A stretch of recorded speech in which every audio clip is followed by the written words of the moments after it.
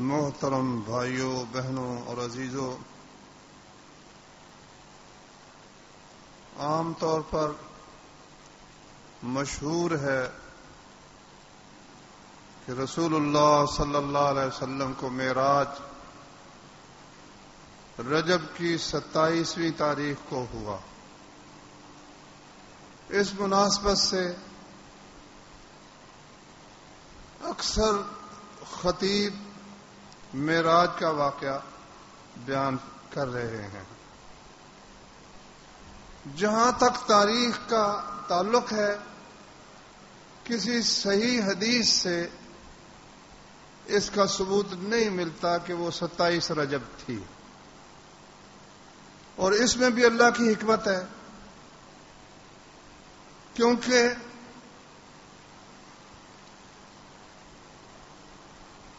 اگر اس رات کو منانے کی یا اس میں عبادت کرنے کی یا اس کے اندر کسی خاص عمل کی کوئی اہمیت ہوتی تو نبی کریم صلی اللہ علیہ وسلم ہر سال اسے مناتے۔ ہر شخص کو پتہ چل جاتا بھائی فلاں تاریخ ہے، ابو بکر رضی اللہ عنہ اس کو مناتے۔ اب دیکھیے، عید الفطر کا ہر شخص کو علم ہے۔ عید الفطر کب ہوتی ہے؟ یکم شوال کو۔ ساری دنیا میں چلے جاؤ، کوئی اختلاف ہے؟ عید الاضحیٰ کب ہوتی ہے؟ 10 ذو الحجہ کو، کوئی اختلاف ہی نہیں ہے۔ روزے کب شروع ہوتے ہیں؟ یکم رمضان کو۔ لیلۃ القدر کب ہے؟ وہ آخری عشرہ جو رمضان شریف کا ہے، کیونکہ خود نبی کریم صلی اللہ علیہ وسلم نے ان راتوں میں ان اعمال کا اہتمام کیا ہے۔ اگر نبی کریم صلی اللہ علیہ وسلم معراج کی رات کسی عمل کا بھی اہتمام کرتے، رات قیام کرتے یا چراغاں کرتے یا روزہ رکھتے، تو کم از کم وہ رات تو معلوم ہو جاتی کہ فلاں رات ہے۔ لیکن اللہ کی حکمتوں میں سے یہ حکمت ہے کہ ایسی راتیں ان کی تاریخ یقینی طور پر معلوم نہیں ہے، حتیٰ کہ نبی کریم صلی اللہ علیہ وسلم کی پیدائش کا دن متعین طور پر سوموار تو یقینی ہے، کیونکہ اس کے ساتھ ایک عبادت کا بھی تعلق ہے کہ نبی کریم صلی اللہ علیہ وسلم سے پوچھا گیا سوموار کے روزے کے متعلق، فرمایا میں سوموار کے دن پیدا ہوا، سوموار کے دن ہی مجھے وحی الہی بعث الیہ میں مبعوث ہوا۔ اور پھر یہ بات بھی سب جانتے ہیں کہ فوت بھی نبی کریم صلی اللہ علیہ وسلم سوموار کے دن ہی ہوئے۔ تو روزے کی عبادت کے لحاظ سے یہ تو ہے، لیکن وہ سوموار کا دن کب بنتا ہے؟ مشہور ہے 12 ربیع الاول۔ کئی کہتے ہیں جی 12 کو تو ممکن نہیں ہے کہ سوموار کا دن ہو، تاریخ آپ اٹھا کے دیکھ لیں، تقویم جنتری 12 کو بنتا ہی نہیں۔ اسی طرح وفات کے دن میں بھی اختلاف ہے کہ 12 ربیع الاول تھا یا کیا تھا۔ یہ اللہ تعالیٰ کی حکمتوں میں سے ایک حکمت ہے۔ تو میں عرض یہ کر رہا تھا کہ اس موقع پر خطیب حضرات بیان کرتے ہیں، تو میں بھی انشاءاللہ العزیز پہلے بھی بیان کیا کرتا ہوں، آج بھی صحیح جو واقعہ ہے وہ بیان کروں گا، تاکہ ہمیں علم ہو کہ اصل واقعہ کیا ہے اور مثالہ کتنا کو اس میں لگایا گیا ہے۔ خوش قسمتی سے معراج کے واقعے کا اکثر حصہ قرآن مجید میں صحیح بخاری اور مسلم میں سے ہی مل جاتا ہے۔ دوسری کتابوں میں بھی ہے، لیکن دوسری کتابوں میں کمزور سندوں والی باتیں بھی کئی ہیں۔ تو میں انشاءاللہ العزیز قرآن مجید سے، بخاری اور مسلم سے ہی بیان کروں گا۔ ایک آدھ بات ہو سکتا ہے کسی اور کتاب میں سے ہو جائے۔ سب سے پہلے تو قرآن مجید کو لیجئے۔ میں نے جو آیت پڑھی ہے یہ سورہ بنی اسرائیل کی آیت ہے۔ فرمایا سبحان الذی، پہلی آیت ہے 15ویں پارے کی سورہ بنی اسرائیل کی، پاک ہے وہ ذات اسرا بعبدہ، جو راتوں رات لے گیا اپنے بندے کو. اسرا میں نے راتوں رات لے گیا. لیلن، رات کے تھوڑے سے حصے میں،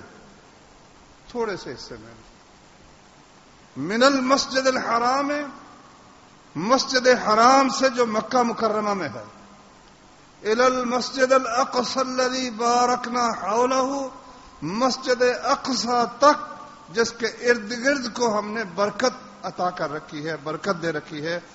کس لیے سیر کروائی؟ لنریہ من آیاتنا، تاکہ ہم اسے اپنی کچھ نشانیاں دکھائیں. انہ هو السمیع البصیر، یقیناً وہ اللہ سب کچھ سننے والا ہے، سب کچھ دیکھنے والا ہے. یہ اس آیت میں ایک حصہ بیان ہوا ہے رسول اللہ صلی اللہ علیہ وسلم کے اس سفر کا، جو مکہ معظمہ سے بیت المقدس تک ہوا. اسے عربی زبان میں اسراء کہتے ہیں. سبحان الذی اسرا، راتوں رات لے گیا اللہ تعالیٰ اپنے بندے کو مسجد حرام سے مسجد اقصی تک. اس آیت میں 2-3 چیزوں پر توجہ رکھنی چاہیے، وہ انشاءاللہ بہت فائدہ دینے والی ہیں. پہلی تو یہ ہے سبحان الذی کیوں فرمایا؟ پاک ہے وہ ذات، پاک ہے وہ ذات. کیوں؟ اس لیے کہ آگے ایک ایسی بات آ رہی ہے جو عقل کے لحاظ سے ممکن نہیں ہے، ناممکن چیز ہے کہ کوئی شخص راتوں رات، اس زمانے میں جب اونٹوں پر سفر ہوتا تھا، گھوڑوں گدھوں پر سفر ہوتا تھا، پیدل سفر ہوتا تھا، کوئی شخص رات کے ایک مختصر سے حصے میں اتنا سفر کر کے واپس بھی آ جائے، یہ ایک ناممکن بات تھی. تو اللہ تعالیٰ نے بات کی ابتدا ہی یہاں سے کی، سبحان الذی، پاک ہے وہ ذات، اس میں کوئی کمی نہیں، کوئی نقص نہیں، کوئی عیب نہیں، جو چاہے کر سکتا ہے. یہ نہیں ہو سکتا کہ وہ کوئی کرنا چاہے اور نہ کر سکے، اس سے وہ پاک ہے. دوسری بات جو مد نظر رکھنی چاہیے وہ ہے سبحان الذی اسری بعبدہ، پاک ہے وہ ذات جو اپنے عبد کو راتوں رات لے گیا. عبد کا معنی کیا ہوتا ہے؟ عبد کا معنی کیا ہوتا ہے؟ بندہ فارسی کا لفظ ہے، غلام کو کہتے ہیں. عبد کا معنی غلام، عبد کا معنی بندہ. یعنی نبی صلی اللہ علیہ وسلم ہمارے سرتاج، سید الانبیاء، سید الرسل، مگر اللہ سے ان کا تعلق کیا ہے؟ اللہ کے بندے ہیں. واللہ اب شرک اتنا کھل کے ناچ رہا ہے نا، کوئی روکنے والا نہیں، کوئی ٹوکنے والا نہیں. سڑک پر آپ جائیں، گاڑی میں دیکھیں، آپ کے آگے جا رہی ہوگی، کاریں جا رہی ہوں گی، ان کے پیچھے شیشے کے اوپر لفظ اللہ لکھا ہوا ہے. لفظ اللہ کو غور سے ذرا پڑھو، میں لکھا ہوا کیا ہے؟ اللہ کے الف کو دیکھو تو محمد لکھا ہوا ہے، آگے لام کو پڑھو تو علی لکھا ہوا ہے، پھر ساتھ ہی فاطمہ لکھا ہوا ہے، پھر آگے تیسرا پڑھو، ہا کا جو ڈنڈا ہے تو اس میں کیا لکھا؟ حسن، اور جو گول ہے اس میں کیا لکھا؟ حسین. یعنی نبی، علی، فاطمہ، حسن، حسین یہ کیا ہیں؟ کہتے اللہ ہیں. اور ظالموں، اگر اللہ ہے ماتم کس کا کر رہے ہو؟ کیا اللہ شہید ہوا تھا؟ کہتے دشمنوں نے یہ کر دیا، دشمنوں نے پانی نہ پینے دیا. خود بھی روتے ہو، لوگوں کو بھی رلاتے ہو. اگر وہ اللہ ہی تھا تو اللہ کو تو پینے کی ضرورت ہی نہیں، نہ وہ کھاتا ہے، ہو یطعم ولا یطعم. اللہ تو ساری کائنات کو کھلاتا ہے، وہ تو کھاتا ہی نہیں ہے. اس کی شان تو بڑی اونچی ہے، فرشتے کچھ نہیں کھاتے. اور نبی صلی اللہ علیہ وسلم اور حضرت علی اور فاطمہ اور حسن حسین یہ تو کھاتے بھی تھے. یہ تو بچپن بھی ان پر آیا، جوانی بھی آئی، بڑھاپا بھی آیا، بیماریاں بھی آئیں، پھر شہید بھی ہوئے جناب علی رضی اللہ عنہ اور حضرت حسین رضی اللہ عنہ۔ اس لیے اللہ تعالیٰ نے، چونکہ مقام بڑا اونچا ہے نا، ایک شخص مکے سے چلتا ہے جناب، راتوں رات وہ بیت المقدس میں جاتا ہے، پھر اس ساتوں آسمانوں کے اوپر جاتا ہے۔ فرمایا جو کچھ بھی ہو جائے، اللہ اللہ ہے، بندہ بندہ ہے۔ جتنے مرضی اس کو معجزے عطا ہو جائے، جتنی مرضی مقام مل جائے، بندے کا کمال یہ ہے، بندے کی شان جیسے جیسی بڑھتی جائے گی نا، جیسے جیسے نبی کی شان، بندے کی شان بڑھتی جائے گی، اس کا آخری مقام جس سے آگے کوئی مقام نہیں، وہ یہ ہے کہ وہ اللہ کا بندہ اور غلام بن جائے۔ اس سے بڑا بندے کے لیے کوئی مقام نہیں ہے۔ اچھا بھائیو، یہاں ایک بات لکھی ہے مفسرین نے، وہ کہتے ہیں سبحان الذی اسریٰ بعبدہ، راتوں رات لے گیا اپنے بندے کو، اپنے غلام کو۔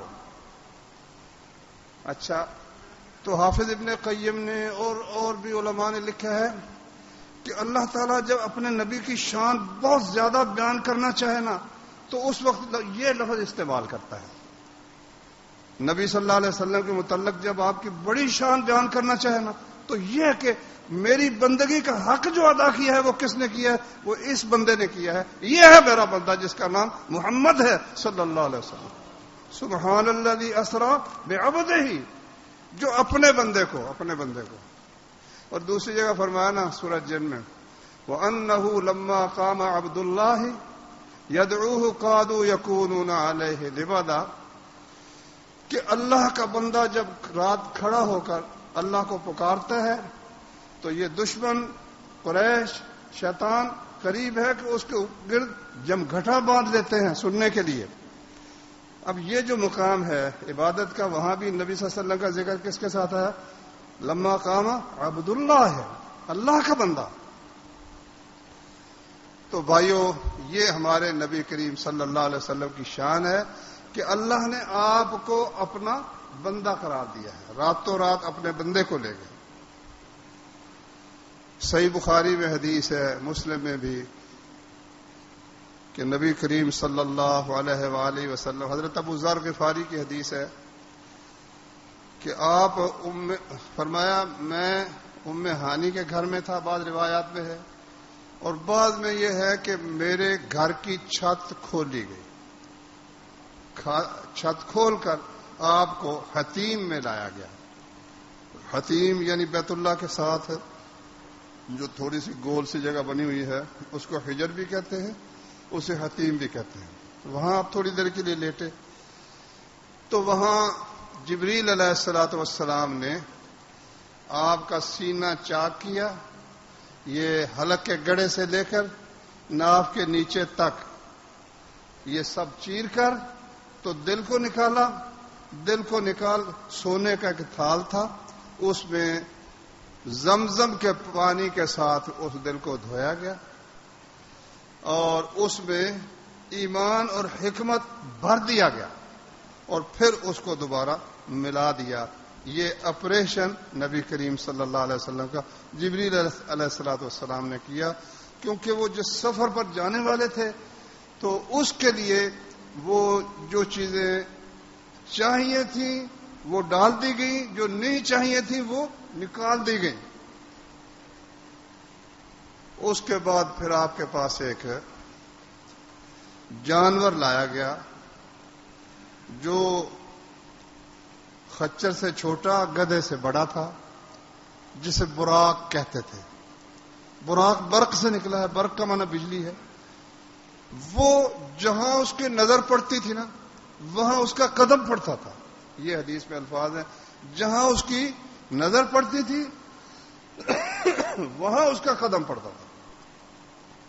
کوئی عجیب ہی چیز ہے تو، لیکن وہ احساس والا جانور، احساس والا جانور۔ ہمیں علم نہیں ہے اللہ کی قدرتوں کی، ہمیں کیا خبر ہے کہ یہ جو بجلی ہے یہ بھی صاحب احساس ہو۔ یہ بجلی ہر شے اللہ کہتا ہے وہ اِن مِّن شَيْءٍ الا یسبح بحمدہ ولکن لا تفقہون تسبیحہم. ہر چیز ہی اللہ کی تسبیح بیان کرتی ہے، لیکن تم ان کی تسبیح سمجھ نہیں سکتے. عبداللہ بن مسعود رضی اللہ عنہ کی صحیح حدیث ہے کہ ہم نبی صلی اللہ علیہ وسلم کے ساتھ کھانا کھاتے تو کھانے کی تسبیح کی آواز ہمیں بعض اوقات سنائی دیتی، کھانے کی تسبیح کی آواز سنائی دیتی. تو اللہ نے ان کو سنا دی. کرامت ہے، نبی صلی اللہ علیہ وسلم کا معجزہ، اللہ نے ان کو سنوا دیا. ہم نہیں سنتے، لیکن اللہ کی بات پر ہمیں یقین ہے کہ ہر چیز اللہ کی تسبیح، ہر چیز میں احساس اللہ تعالیٰ نے رکھا ہوا.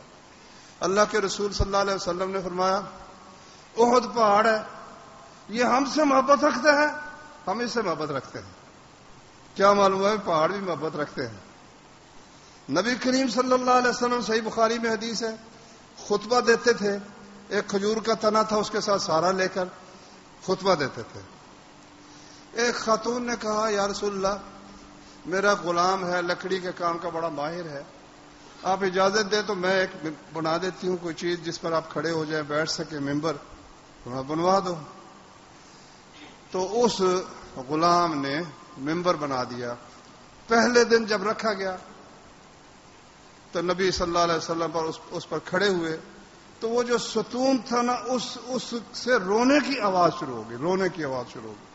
حدیث میں آتا ہے جس طرح اونٹنی، حاملہ اونٹنی ہوتی ہے، وہ جس طرح درد سے چلاتی کراتی ہے نا، اس طرح رونے کی آواز شروع ہو گئی. رسول اللہ صلی اللہ علیہ وسلم اتر کر اس کو آغوش میں لیا. وہ آہستہ آہستہ چپ ہونا شروع ہو گیا، حتیٰ کہ آخری جب خاموش ہوا تو اس طرح جس طرح بچہ ہچکیاں لے کر اخیر میں خاموش ہو جاتا نا، اس طرح سے خاموش ہو. اللہ تعالیٰ نے ہر چیز میں رکھا. اب وہ ہے براق، برق سے نکلا ہے، بجلی ہے،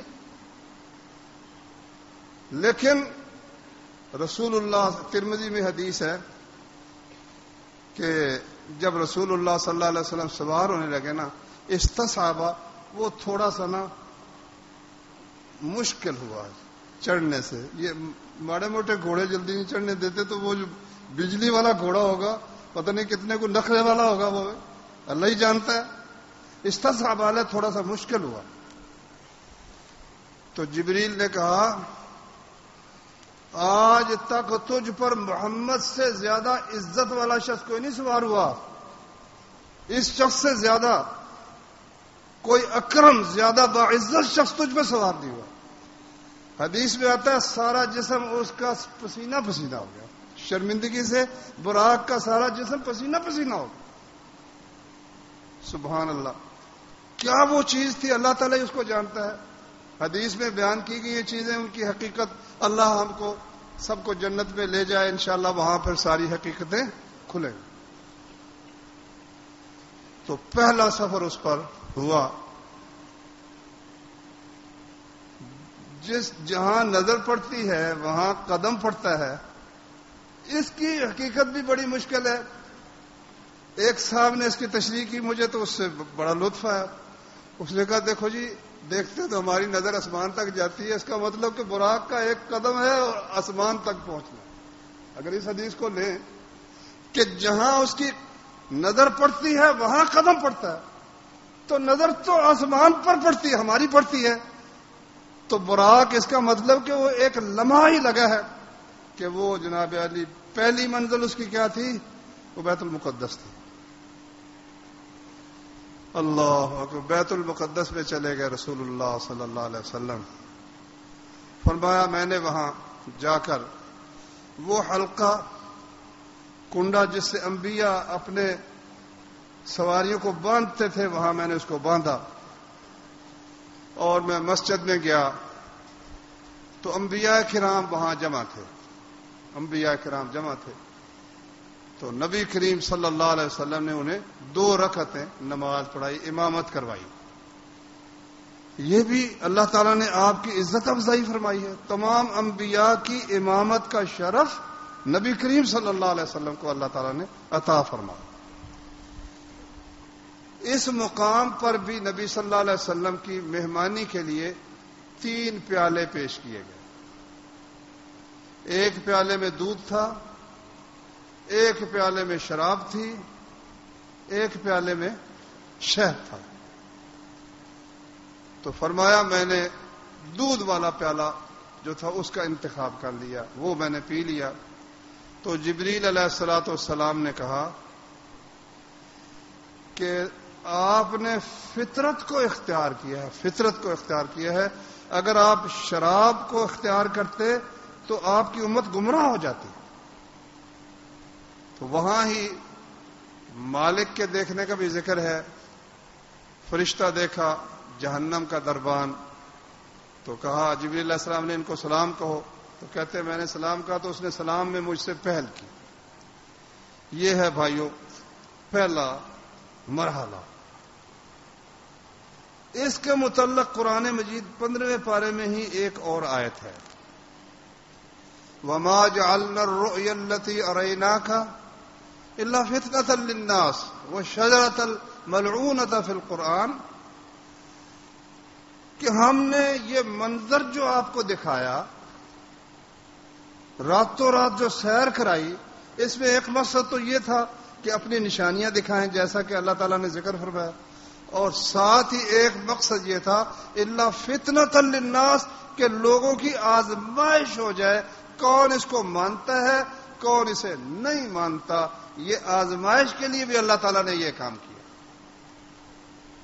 چنانچہ صبح ہوئی، رسول اللہ صلی اللہ علیہ وسلم نے یہ واقعہ بیان کیا کہ آج رات میں اس طرح گیا ہوں۔ 1 مہینے کا سفر تھا ان لوگوں کا، مہینہ جاتے تھے 1 مہینہ سفر کر کے، 1 مہینہ سفر کر کے واپس آتے تھے۔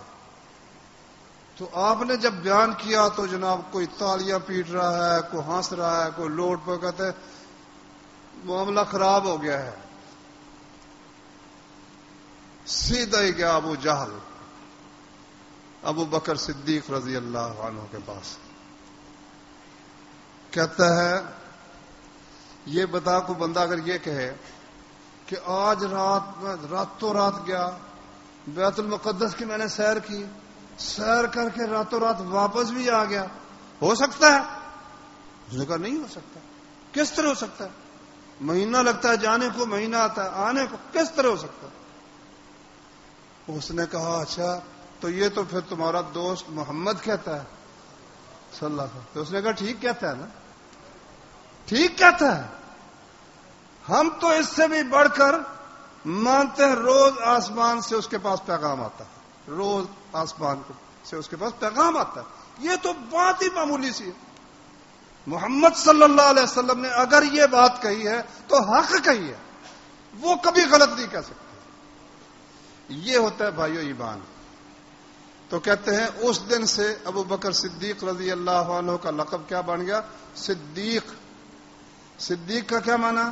2 اس کا ترجمے ہیں، ایک صدق سے ہے کہ بہت سچا، اور ایک تصدیق سے ہے کہ نبی کی بہت تصدیق کرنے والا، آپ کو سچا ماننے والا، سچا کہنے والا۔ ترمذی میں ہے کہ رسول اللہ صلی اللہ علیہ وسلم نے فرمایا کہ قریش جو تھے نا انہوں نے مجھے گھیر لیا، گھیر کر کہنے لگے تم گئے ہو راتوں رات اور بیت المقدس دیکھ کر آئے ہو؟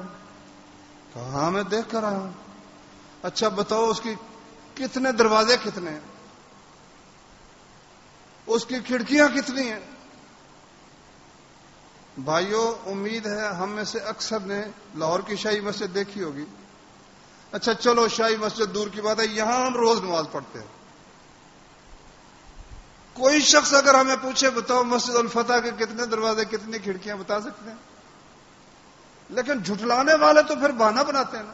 اگر تم اللہ کا سچا نبی ہو اور تم کہتے ہو کہ میں رات بیت المقدس کی سیر کر کے آیا ہوں، بتاؤ اس کے دروازے کتنے، اس کی کھڑکیاں کتنی ہیں، اس کا رخ کیا ہے؟ کہتے ہیں کہ رسول اللہ صلی اللہ علیہ وسلم نے فرمایا فَقُرِبْتُ كَرْبًا، مجھے اتنی پریشانی اور بے چینی ہوئی نا، کبھی اتنی بے چینی نہیں ہوئی کہ اللہ تعالیٰ نے مجھے دکھایا، میں بتا رہا ہوں، اب ان کے اس سوال سے مجھے یہ جھٹلا دیں گے، تو ایسی مجھ پر کرب آیا، مجھ پر ایسی بے چینی کہ کبھی ایسا کرب نہیں آیا۔ فجل اللہ لی بیت المقدس، اللہ تعالیٰ نے بیت المقدس لا کر میرے سامنے کر دیا۔ لے محمد بتاتا جا، جو پوچھتے ہیں سوال کرتے ہیں کیونکہ کہتے ہیں دروازے کتنے، گن کے بتا دے کتنے دروازے. کھڑکیاں پوچھتے ہیں، کھڑکیاں بتا دے گن کے کتنی کھڑکیاں، جو پوچھتے ہیں بتا دے. جب سب کچھ بتا دیا کہنے لگے بھئی جو جس طرح کا بیت المقدس ہے وہ تو اس نے ٹھیک بتا دیا، وہ تو اس نے ٹھیک بتا دیا. مگر ایمان یہ اس وقت نصیب ہوتا ہے جب ضد نہ ہو. ایمان یعنی ایک بندے پر بات واضح ہو جاتی ہے مگر وہ کہتا ہے میں نہیں مانتا. ایک سویا ہوا شخص جاگ سکتا ہے مگر جو جاگتا وہ آنکھیں بند کر لے اس کو کون جگا سکتا ہے.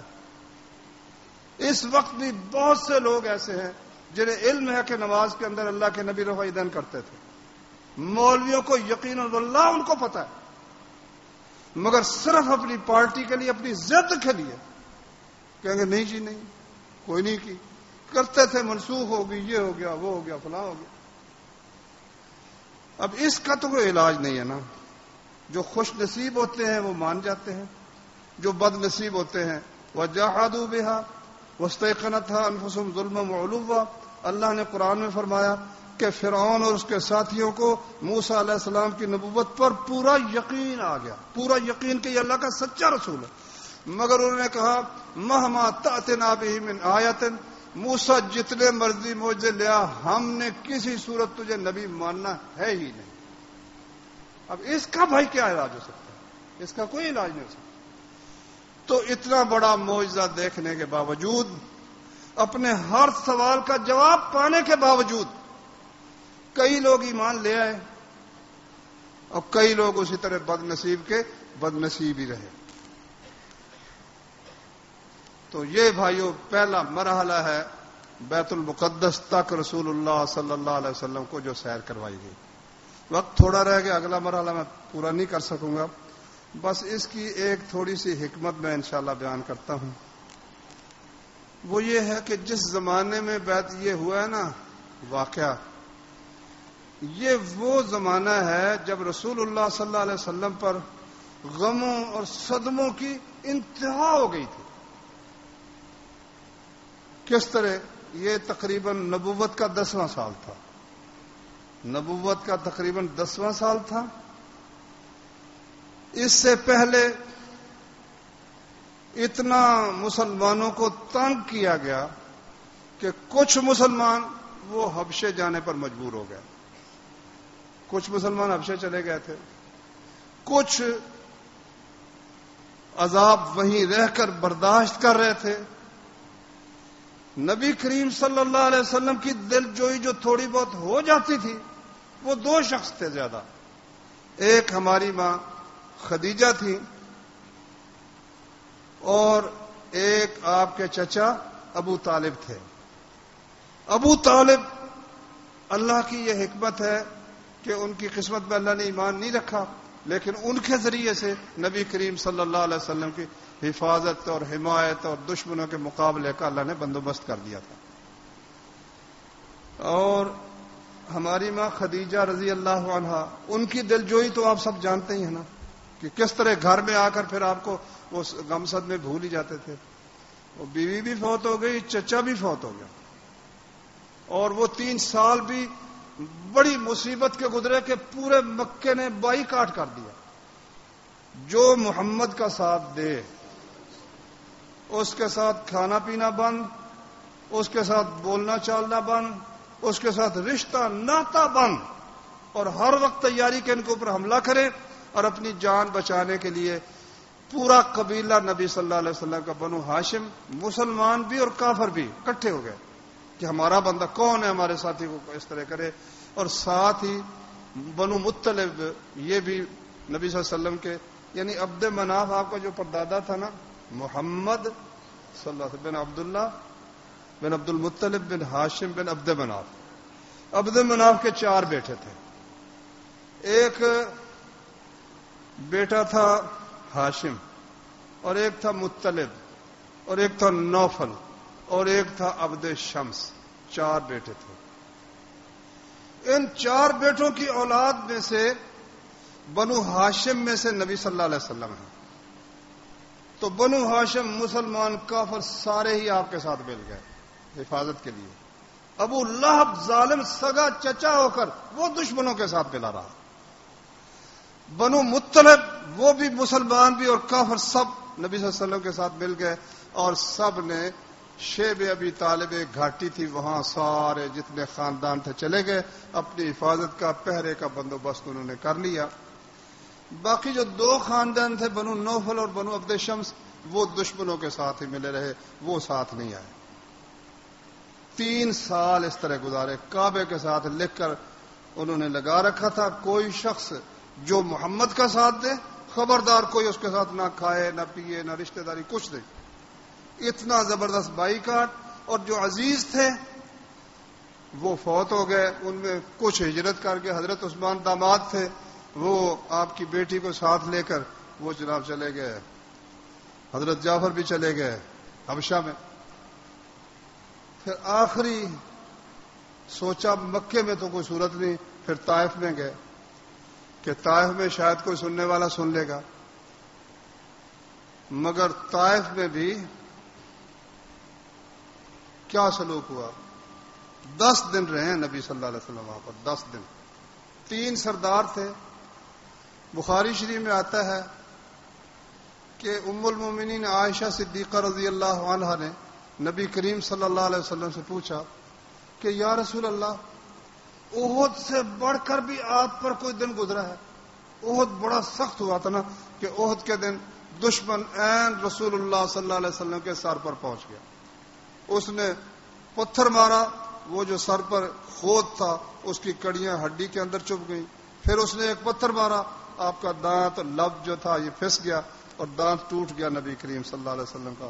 پھر اس نے ایک تلوار ماری, یہاں زرہ کی وجہ سے کٹ تو نہ سکا مگر 1 مہینہ بھر اس سے بیمار رہے رسول اللہ صلی اللہ علیہ وسلم. اور ایک گڑھا تھا, اس گڑھا دشمن نے کھودا تھا, وہاں گر گئے.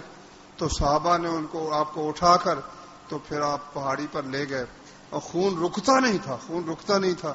وہ کڑی نکالنے لگے ابو عبیدہ تو ایک دانت نکل گیا, کڑی بڑی مشکل سے نکلی. پھر دوسری نکالی, دانت سامنے کے ابو عبیدہ رضی اللہ عنہ کے وہ کڑیاں نکالتے وہ سارے نکل گئے سامنے کے. پھر خون نہیں رکتا تھا. حضرت فاطمہ پانی لاتی تھیں اور حضرت علی وہ خون دھوتے تھے اور وہ خون رکتا نہیں تھا. تو جب دیکھا کہ نہیں رکتا تو ایک چٹائی لی, اس کو جلا کر راکھ بھر دی, پیک کر دیا نا. آج کل بھی زخم کا خون روکنے کا سب سے بہترین طریقہ اس کو پیک کرنا ہے. تو وہ جو راکھ تھی وہ بھری تو پھر وہ زخم جو ہے بند ہوا, خون رکا رسول اللہ صلی اللہ علیہ وسلم. تو یہ بہت بڑی. اور ادھر 70 صحابہ کرام شہید ہو گئے. جو چچا تھا بڑا عزیز جان بھائی بھی تھا, دودھ کا بھائی تھا حمزہ رضی اللہ عنہ, وہ بھی شہید ہو گئے. 70 بھائی ساتھی شہید ہو گئے. بڑا صدمہ پہنچا. اس لیے حضرت عائشہ نے پوچھا کہ یا رسول اللہ آپ پر احد سے بڑھ کر بھی کوئی دن گزرا ہے؟ فرمایا ہاں, جس دن میں نے طائف میں ابن عبد یالیل بن عبد کلال کے سامنے اپنے آپ کو پیش کیا تھا نا, اور انہوں نے پھر کیا کیا کہ سڑک کے دونوں جانب لڑکے نوجوان کھڑے کر دیے اور پتھروں کی بارش شروع ہو گئی محمد رسول اللہ صلی اللہ علیہ وسلم پر. واللہ ہماری اور ان کی کوئی نسبت نہیں. ہم تو تقریر کرتے ہیں اور ہمیں دعوتیں ہمیں کھلائی جاتی ہیں. وہ مارے کھاتے تھے. ایسے تو نہیں نا اسلام دنیا کے اندر پھیل گیا. وہ دن اللہ کے نبی کو بھولا ہی نہیں. کہتے ہیں کہ پھر مجھے, آپ بے ہوش ہو گئے, کہتے ہیں مجھے ہوش آئی تو میں قرن الثعالب جگہ پر تھا. اب جب یعنی غم اور صدمے اس حد تک پہنچ گئے نا, اب اللہ کی مہربانیوں کا دروازہ کھلتا ہے. پھر مہربانی پر مہربانی, مہربانی پر مہربانی. سب سے پہلے تو وہ ایک باغ تھا عتبہ اور شیبہ اور ان قریشیوں کا طائف میں, ان کے جس طرح آج کل مری میں بھی لوگوں نے مکان بنائے ہوئے ہیں, تو انہوں نے اپنے گرمیوں کے موسم کے لیے طائف میں بنایا ہوا تھا. غلام بھیجا انہوں نے انگور دے کر کے چلو مہمان ہے, تو وہ مسلمان ہو گیا. غلام نبی صلی اللہ علیہ وسلم کی بات سن کر مسلمان ہو گیا. اچھا, قرن الثعالب پر جب پہنچے, فرماتے ہیں کہ جبریل علیہ الصلوۃ والسلام نے مجھے کہا کہ یہ بخاری شریف میں حدیث ہے، یہ ملک الجبال ہے، پہاڑوں کا فرشتہ ہے، اللہ تعالیٰ نے اسے آپ کے پاس بھیجا ہے۔ پہاڑوں کا فرشتہ آیا، اس نے آپ کو سلام کہا، کہتا ہے اللہ نے آپ کی باتیں اور آپ کی قوم نے جو کچھ آپ کو جواب دیا نا، مکے والوں نے اور طائف والوں نے سب سن لیا۔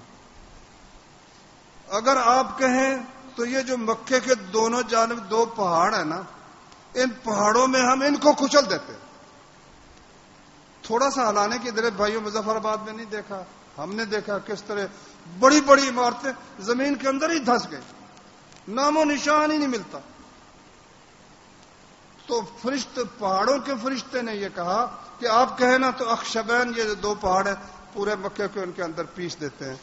فرمایا نہیں، مجھے امید ہے کہ ان لوگوں کی، یہ جو مجھے جھٹلا رہے ہیں، ان کی پشتوں سے ایسے لوگ نکلیں گے جو اللہ کو ایک مانیں گے۔ یہ ہے بھائیو ہمارے نبی صلی اللہ علیہ وسلم کو اللہ نے جو رحمت بنا کر مبعوث فرمایا تھا۔ تو یہاں سے پھر آگے دروازے کھلنے شروع ہو گئے۔ اس دوران ہی آپ کی تسلی کے لیے اور آپ کو اطمینان دلانے کے لیے، جبر خاطر کے لیے، اللہ تبارک و تعالیٰ نے آپ کو یہ سفر بیت اللہ شریف سے بیت المقدس تک اور بیت المقدس سے پھر آگے آسمانوں تک، 7ویں آسمان تک اللہ تعالیٰ نے کروایا۔